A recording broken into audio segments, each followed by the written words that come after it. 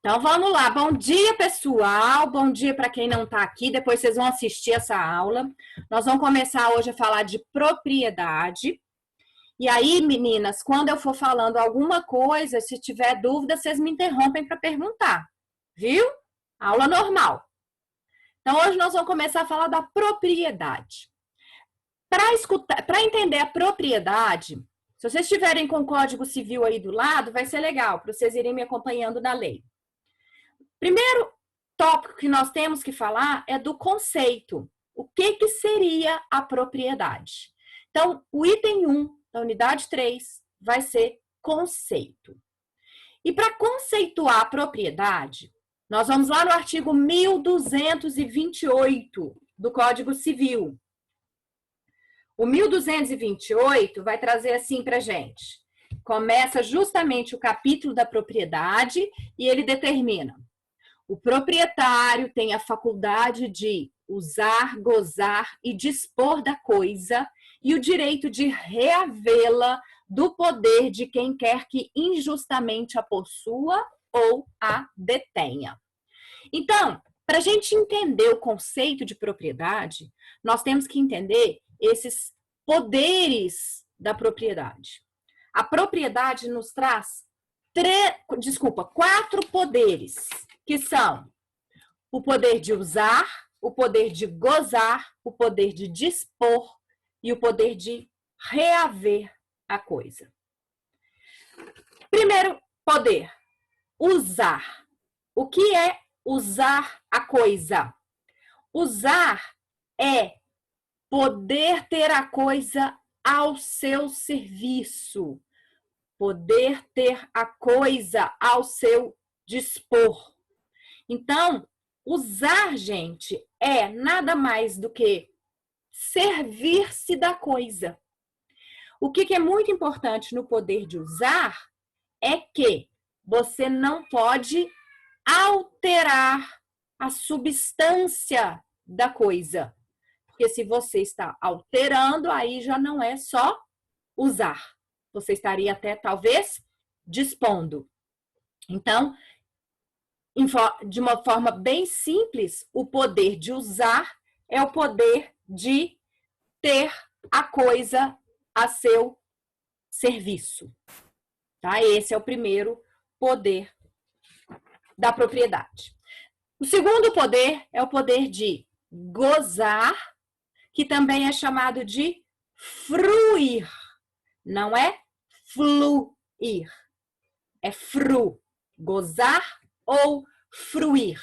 E na hora que você pensa na palavra fruir, já vai te dar uma dica, porque fruir nos remete aos frutos.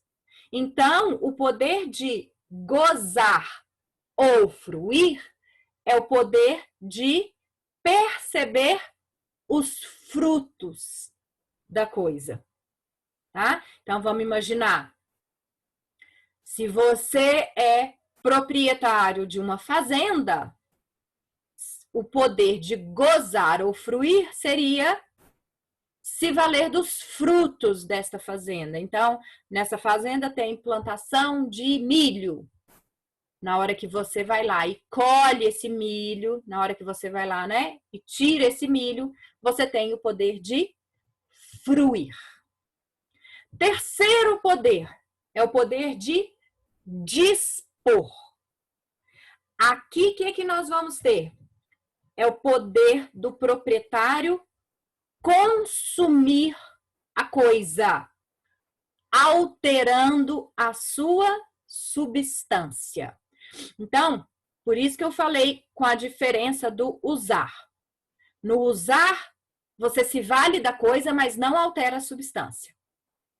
Ah, você tem uma fazenda, você usa dessa fazenda, você usa a piscina, você usa os cavalos, passeia, você está usando.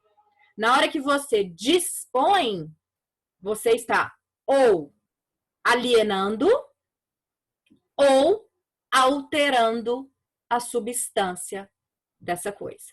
Então, o dispor é muito maior do que usar. É um poder mais assim, Mas não é que seria violento, ele seria mais forte do que usar. E o quarto e último poder da propriedade é o poder de reivindicar ou reaver a coisa, que está totalmente ligado àquilo que nós já aprendemos bem no comecinho, que é o direito de sequela. Nós vimos que os direitos reais trazem o direito de sequela, que é poder seguir a coisa onde quer que ela esteja. Então, se a propriedade tem sequela, significa que você vai poder ir reivindicar a coisa onde quer que ela esteja, se ela não estiver com você. Daqui, nós vamos tirar uma importante ação ligada à propriedade, que é a ação reivindicatória. Da mesma forma que a gente protege a posse pelas ações possessórias, na propriedade, nós protegemos através da ação reivindicatória, que um pouquinho mais para frente nós vamos chegar a falar dela, tá? Nós vamos estudar ela tranquilo.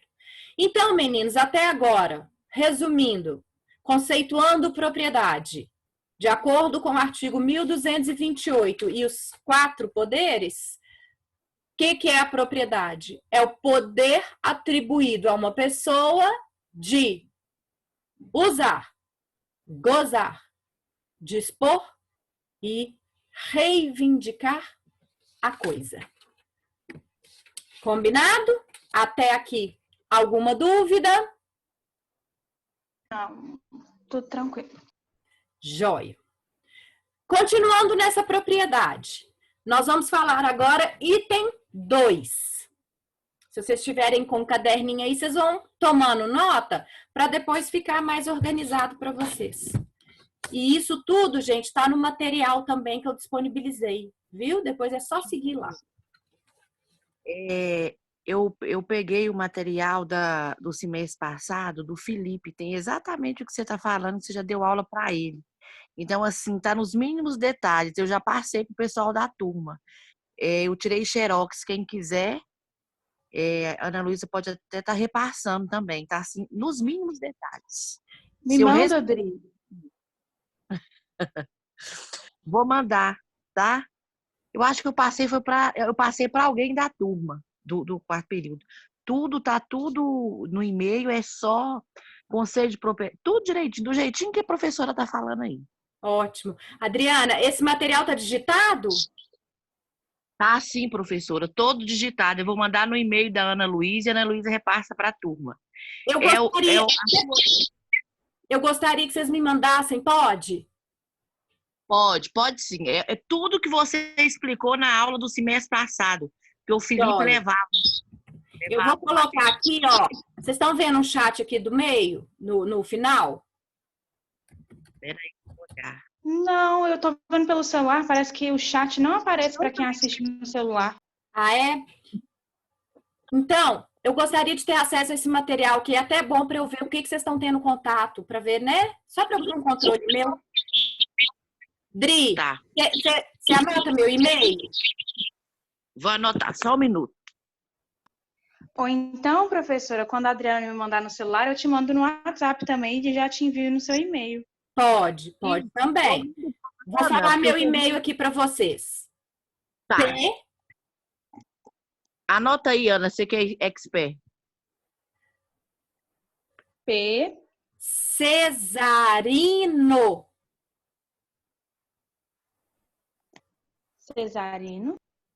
@yahoo.com.br. yahoo.com.br. Então é pcesarino@yahoo.com.br. Perfeito. Eu tenho certeza que você não vai precisar nem de mandar outro material. Coisa boa, né? E aí é bom que às vezes a gente pode marcar essas lives aqui mais para tirar as dúvidas, né? Fica bem mais dinâmico. Isso mesmo. Quem que é essa pessoa que está aqui, que aparece para mim como moto?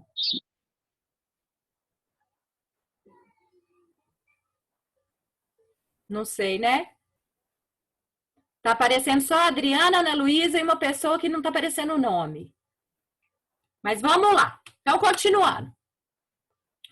Depois nós vamos ter, item 2, os atributos da propriedade. Quando a gente pensa nos atributos da propriedade, nós vamos analisar o artigo 1231. O 1231 traz assim pra gente: a propriedade presume-se plena e exclusiva até prova em contrário. Então, nós vamos ter aqui 2 atributos. Primeiro, a exclusividade. O que significa isso, gente? A mesma coisa não pode pertencer com exclusividade a 2 ou mais pessoas ao mesmo tempo.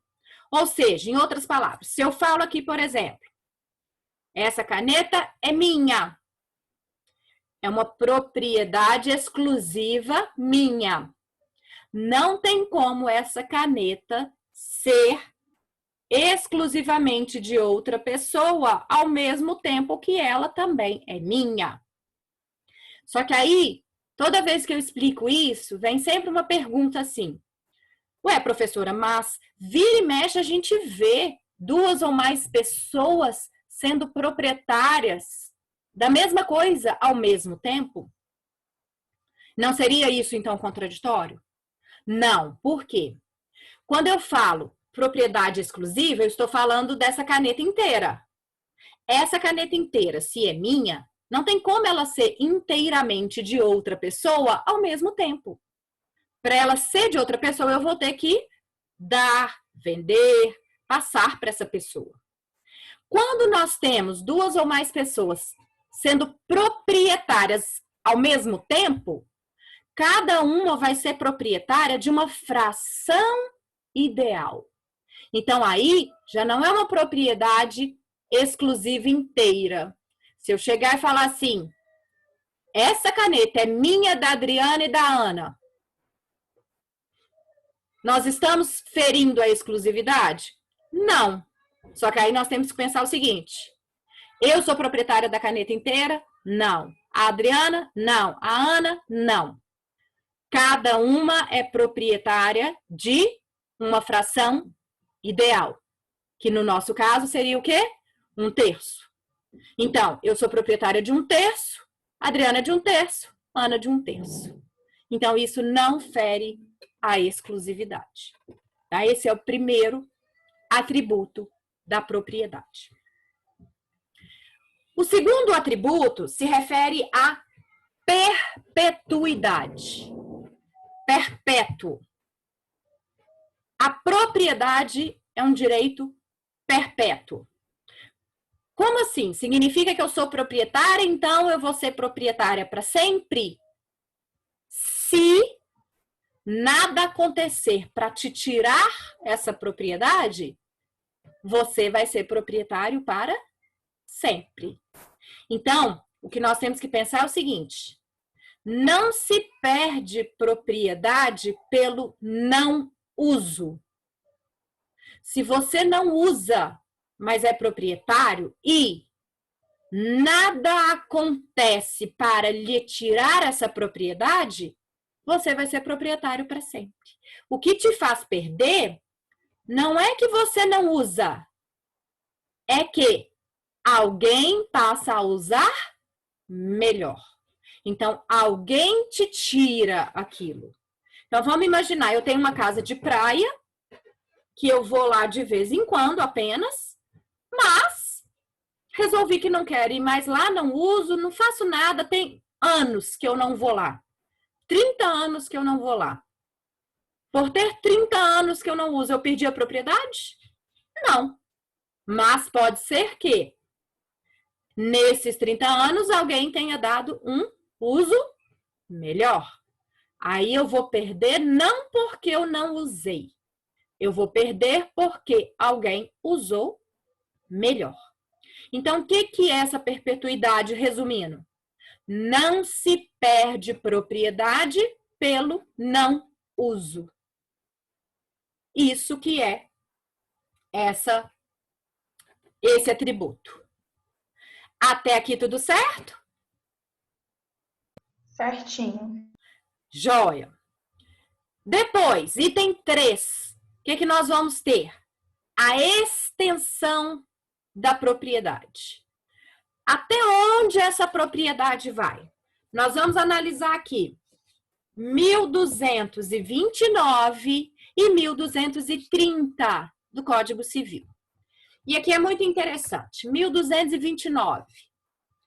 A propriedade do solo abrange a do espaço aéreo e subsolo correspondentes, em altura e profundidade úteis ao seu exercício, não podendo o proprietário opor-se a atividades que sejam realizadas por terceiros a uma altura ou profundidade tais que não tenha ele interesse legítimo em impedi-las. Então, primeira regra, a partir do momento que você é proprietário do solo, você também é proprietário do subsolo e do espaço aéreo correspondente. Só que tem um detalhe. Você é proprietário até o limite que lhe seja necessário para o seu uso. Então, você é proprietário do solo e vai construir um edifício. Obviamente que você vai precisar fazer uma fundação. Essa fundação vai entrar no subsolo. Você vai poder usar? Claro, a propriedade é sua. E você vai invadir o espaço aéreo. O espaço aéreo é seu? Claro, perfeitamente, porque está dentro do seu uso. Só que aqui não é uma propriedade infinita. Tipo, você é proprietário do subsolo infinitamente, ou do espaço aéreo infinitamente. Você é proprietário até onde você precisa. Porque senão, gente, olhem só. Eu sou proprietária desse solo. Se fosse infinitamente para cima, eu poderia me opor, eu poderia proibir que passasse avião em cima passasse avião em cima do meu prédio, porque o espaço aéreo é meu. Ou se não, eu poderia proibir que passasse lá no subsolo uma linha de metrô debaixo do meu prédio, porque é meu. Ali não me tem mais interesse. Ali eu não faço mais uso. Então, eu não posso me opor a isso. Certo? E o 1230, que determina: a propriedade do solo não abrange as jazidas, minas e demais recursos minerais, os potenciais de energia hidráulica, os monumentos arqueológicos e outros bens referidos por leis especiais. O que nós temos aqui? Você é proprietário do solo. Aí você, mexendo no jardim da sua casa, perfurou um poço de petróleo. Esse petróleo é seu? Não, não é seu. Porque as jazidas, os recursos minerais achados, não é nosso. A propriedade aqui, depois vocês quiserem anotar e darem uma conferida lá na Constituição, está lá no artigo 176 da Constituição, que os recursos minerais, as águas, são propriedade da União. Então, o que nós teremos aqui? Você é proprietária do solo, achou um poço de petróleo. O petróleo não é seu, o petróleo é da União. Por estar no seu terreno, propriedade sua, você passa a ter o direito de exploração. Agora, você vai ter que comprovar que você tem condições. Porque se você não tiver condições, a União pode passar o direito de explorar para um terceiro. Um terceiro vai poder explorar o seu petróleo. Isso Professor, vale... isso também abrange, por exemplo, quando a pessoa acha um poço artesiano no solo da casa dela, isso aí pertence à propriedade ou não? Não. É a mesma coisa a água. O que acontece? Hoje, igual, por exemplo, minha família é do interior, a gente tem uma fazenda lá. Esses dias a gente perfurou um poço e achamos lá fizemos uma cisterna, porque tinha um lençol de água. Hoje o poder público exige que você cadastre as águas achadas dentro da sua propriedade, justamente porque eles querem fazer o quê? Cobrar, né?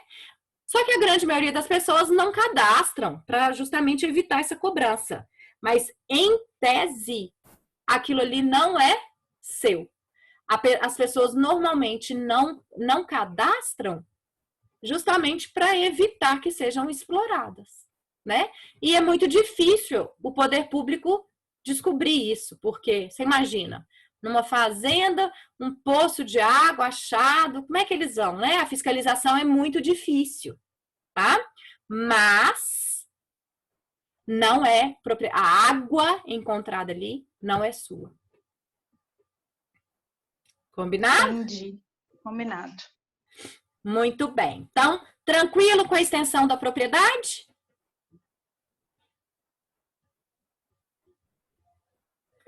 Pessoal, Sim, esse tranquilo. Zoom, não sei se vocês já tiveram aula por ele. O Zoom com 40 minutos, ele cai. Se ele cair, eu já estou aqui com o telefone da Ana. Assim que ele cair, Ana, eu vou criar uma nova e vou mandar o código para você no seu WhatsApp, tá? Combinado. Pra gente começar uma nova. Então, vocês não saem daqui, não. Vamos lá. Quarto tópico interessante de propriedade é a função social. Hoje fala-se muito em função social da propriedade. E aqui, gente, é muito simples. Aquela ideia de é meu e eu faço o que eu quiser, não existe hoje no ordenamento jurídico. É seu, sim, mas você não pode fazer o que quiser. Por quê? Você não pode utilizar do seu direito de forma a prejudicar a coletividade, prejudicar a sociedade. Então, se você tem uma propriedade que não está sendo de nenhuma forma útil à sociedade, você não está dando função social. Não dando função social, você pode inclusive perdê-la. Nós vamos ver já já nos tipos de usucapião que quando a pessoa que está querendo usucapião dá função social, o prazo de usucapião diminui, justamente para privilegiar quem está dando função social. Então, gente, o que é isso? O que é, hoje, de uma forma bem simples, função social da propriedade? É o proprietário tem um direito no qual, ao exercê-lo, ele tem que cuidar dos interesses da sociedade e da coletividade. Não é um exercício de direito egoístico, individualista. E aí, olhem que interessante, o artigo 1228, no seu parágrafo 1º, ali deixa bem claro o que é essa função social.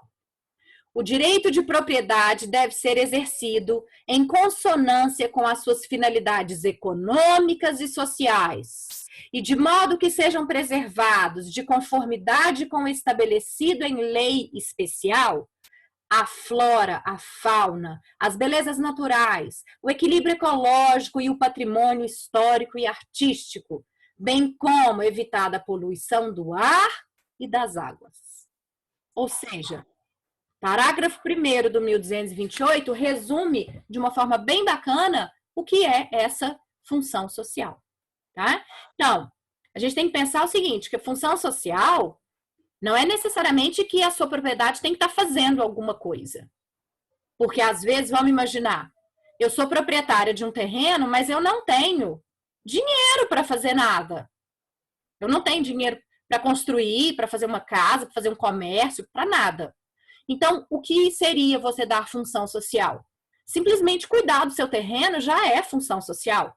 Mantê-lo limpo, não deixar juntar bicho, mantê-lo cercado, isso é função social. Agora, se você tem lá, deixa lá do jeito que tá, crescendo mato, juntando dengue, juntando bicho, aí você tá, de alguma forma, prejudicando a sociedade. Tá? Então, isso é a função social. A propriedade tem que ser direcionada ao princípio da justiça, do bem-estar social, do interesse difuso e coletivo. Isso é função social. Até aqui, alguma dúvida? Nenhuma. Ok. Então, meninos, o que nós vamos começar a falar no próximo tópico?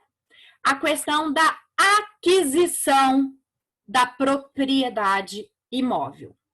Como falta aqui para mim 2 minutinhos só para terminar essa reunião, eu vou encerrá-la, porque aí a gente não pica o tópico no meio.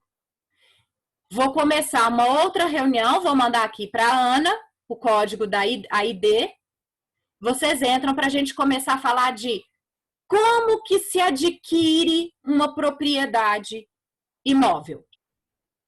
Combinado até aqui?